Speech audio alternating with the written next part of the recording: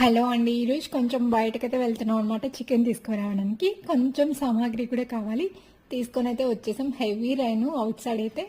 ఇంకా హరికి వెల్లుల్లి వెలిచమని ఇచ్చా అనమాట. తను ఓల్డ్ మూవీస్ ఈ మధ్య అయితే భలే చూస్తున్నాడు. ఒకసారి ఇది వినండి.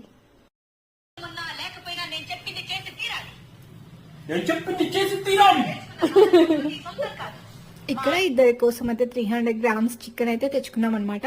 సో దాని ఇంగ్రీడియంట్స్ అన్ని నేను మెన్షన్ చేస్తాను. సో షార్ట్ వీడియో కాబట్టి ఫుల్ లెంత్గా చెప్పడానికి వీలవ్వదు. సో ఫస్ట్ ఆ పేస్ట్ చేసుకున్న తర్వాత అదే పేస్ట్ మనం వేసుకొని తర్వాత చికెన్ వేసుకొని బాగా మగ్గిన తర్వాత ఇక్కడ సెకండ్ పేస్ట్ అయితే నేను చూపిస్తున్నాను చూడండి. ఈ విధంగా అయితే తయారు చేసుకోండి.